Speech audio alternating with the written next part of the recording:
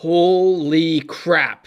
If you thought this series was going to be boring, you were completely wrong.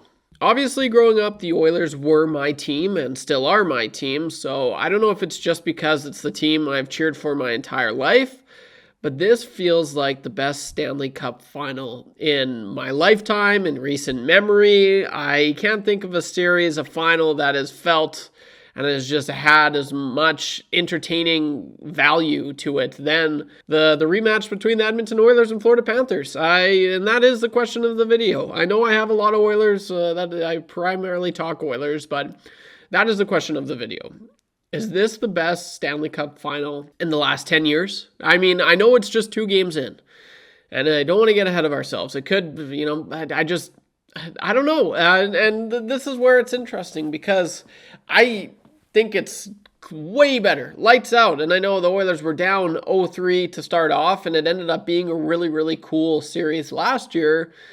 But game 1, I remember it very, the Oilers lost. Game 2, it wasn't even close. The Oilers lost. And then it wasn't until game 4 where I think the Oilers won 8-1. I think it was 8-1. And I forgot about that until I was watching the highlight the other day, and I was like, oh yeah, that's right. The Oilers, they brought it to them in game 4 of last year's finals. 8-1, 8-2, 8-1. It was just ridiculous. I completely forgot it was a blowout. But guys, what are your thoughts? Because we're going to get into it. I want to share my thoughts on this series so far, just how unreal it has been. I'm YouTube Trev. Thanks for clicking on this video, and thanks for all the continued support. Got 100 new subs on the last video, so that's freaking awesome. Let's keep it up, and stay till the end of this video because I got a sponsored segment brought to you by www.timetrackers.ca, where I highlight the most liked comment in my previous video. So if you want to get a shout out, just drop a comment down below, and then if it gets the most likes, then I'll be giving it a shout out. So that's kind of how things work.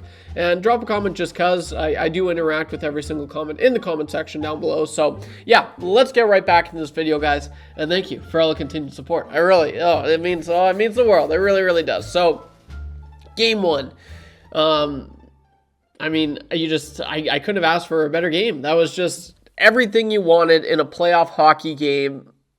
And it captured all of it. It had physicality. It had, the momentum swings. It had, it had goals, a decent amount of goals. It was suspenseful. It was intense. It was everything you want a Stanley Cup final game to be.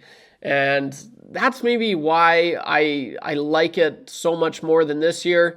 Or than last year. I was doing pre and post for every single game last year in the playoffs, and that was another thing. I wasn't really able to enjoy it as a fan nearly as much as I am this year. It's not even close.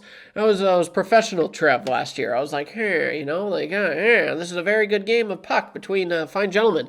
But this year I'm like, let's go, balls to the wall. Yeah, like I'm in it, and I'm able to have a few libations. Is that what they're called? You know what I mean? I'm able to enjoy these games. But just that first one, just as a true hockey fan, and if you don't know, I know some people, there's one guy that hates when I bring up where I work.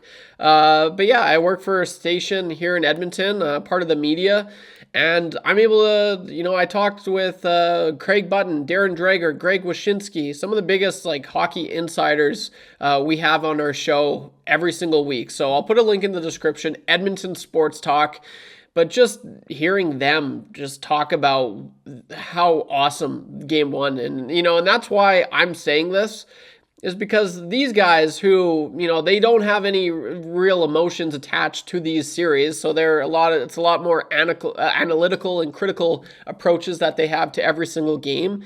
But they are able to look at the entertainment value and just see the fans and how they react. And that's what whenever we've had them on, they've come on the show and they've just been like, wow. Like I can't tell you the last time I saw a hockey game in the finals like that. And so, that's why I'm like, if they're saying it, well, I'm freaking going to say it too. And it's not just my bias, although I think there is a little bit of my bias in there because I am obviously an Oilers fan. And watching your team in the finals is like one of the coolest things ever. So just game 1 there, it was unreal, and this is my dream. I've dreamt to be in the city and to partake in the streets after an Oilers victory, which sadly wasn't able to happen the other night, which would have been awesome because it was a Friday night. just everything that had transpired. It was unreal. But if I'm being honest, the Oilers didn't deserve to win that one. They're lucky they were able to tie it up. But I mean, that's just another thing. I'm all over the place here, so bear with me. But that's what I was getting at. Last year, it was a complete blowout, or it wasn't a complete blowout. The Oilers should have won game one. They didn't, so it was kind of meh. It was underwhelming. Game two, the Oilers couldn't get anything. It was pretty well Florida all game. It was, again, if you're an Oilers fan and just a hockey fan, it was underwhelming.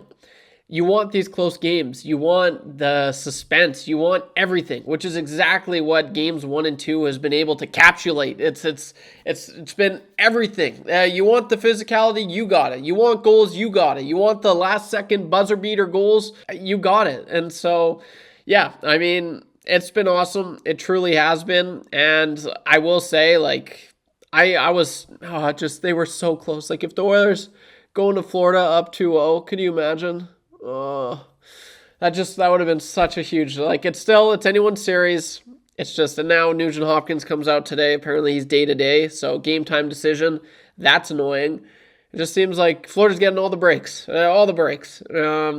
But it's just been cool. Like, I've waited my whole life for this, and I'm kind of just recapping and sharing my thoughts on this series in this video. That's kind of what I'm doing here. There's no, what do the Oilers have to do? What does Florida have to do? I'm just telling you as a hockey fan what it's like and how awesome and special this is. It really, really is. And the saying, well, what is the saying?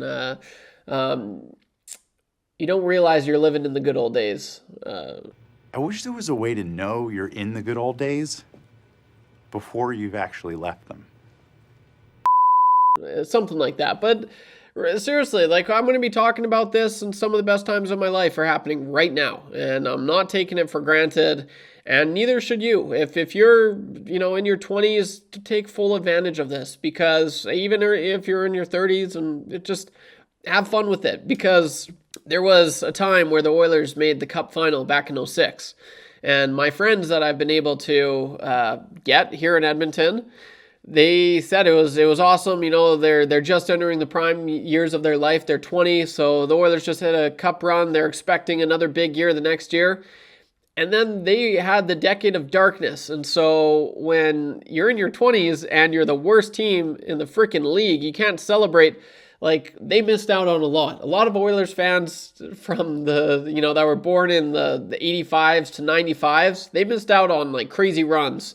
They didn't get to experience anything. They got to experience the decade of darkness. So for them, go out and celebrate and have fun, because they'd be telling you the same thing. And that's why I'm enjoying every single second of this. I really am. Win or lose, but here's hoping they win. And then I guess I'll just get to my thoughts now as we finish up this video. I just wanted to share all of that because I thought it's been awesome, guys. It's been so cool. But my thoughts on the series to finish up this video. I'm happy that it is the two best teams in the NHL remaining. I think that's exactly what we've seen in games 1 and 2. You've got the strengths of the Florida Panthers, who are on you like white on rice, who forecheck better than anyone in the NHL, who are just great defensively, and their forecheck leads to grade A scoring chances, which is kind of why they won game 2. And then on the other hand, you've got a team that is just really clicking and everything just seems to be working for them. You got them committing to team defense, which is kind of countered and, worked out for the Oilers. Their defense has been awesome.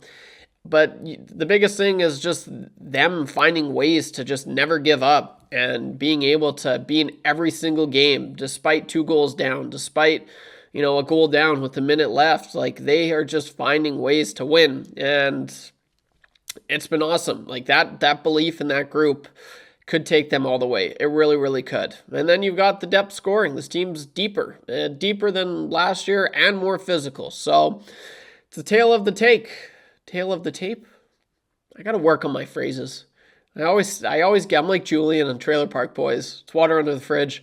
I always get one word wrong. I'm not even joking. It's embarrassing. I need to polish up on those. But it's been awesome. I can see it going either way. Nuge, if he's out, like, that's another big loss. So here's hoping he's in.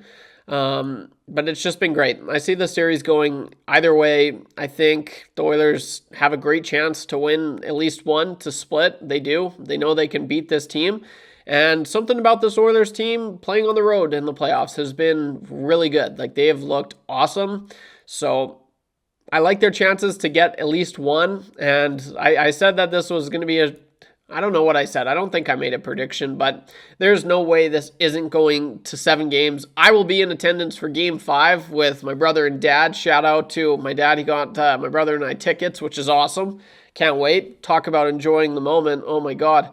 That's going to be the best night of my life. I'm calling it now. So that's amazing. But I was, it would be great if the Oilers could, win the 2 and then come back, win it in 5. I doubt that's going to happen.